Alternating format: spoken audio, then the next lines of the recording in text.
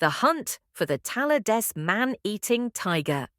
Fear didn't arrive in Talla Des all at once. It seeped in slowly, like rot. First a missing woodcutter, then a woman taken from a forest path she had walked all her life. After that, silence, the kind that spreads when people stop asking questions because they already know the answers.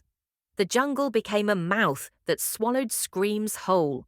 At night, villagers lay awake counting breaths, listening for the sound that meant death was close, the low, rasping cough of a tiger waiting to strike. The forest paths emptied, crops died where they stood, life shrank into locked rooms and whispered prayers.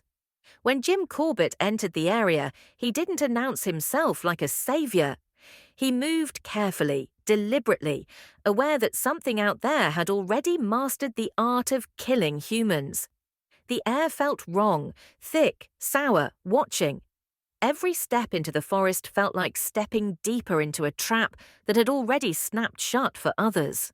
The ground told its story in signs only Corbett could read. Pug marks pressed deep with confidence, broken branches at shoulder height, the unmistakable pattern of a predator that knew it would not be challenged. This was not a tiger that fled. This was a tiger that waited. Hours stretched into endless tension. Corbett stood motionless, muscles screaming, sweat running cold down his spine.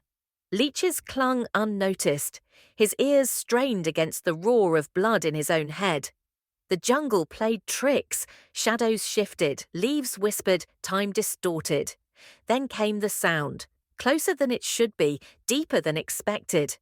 The tiger was not stalking blindly. It was circling, testing, measuring the man the way it had measured its victims. Corbett understood then that the hunt was no longer one-sided. One wrong movement would end with him dragged into the undergrowth, erased as completely as the others. The charge came like an explosion. A blur of striped muscle tore through the underbrush, raw power driven by desperation and pain. In that single, stretched-out second, Corbett saw everything, the tiger's eyes burning, not with cruelty, but with relentless suffering, a body still magnificent, yet betrayed by injury. The rifle rose almost on instinct. The shot cracked through the forest like a wound tearing open the night. The tiger collapsed, momentum carrying it forward, stopping only when life finally released its grip. When Corbett stood over the fallen body, the jungle seemed to hold its breath. The truth lay written in flesh, shattered teeth, old wounds, damage that had made hunting deer impossible and humans inevitable. This was not a demon. It was a king broken by pain, forced into darkness by survival. Talla,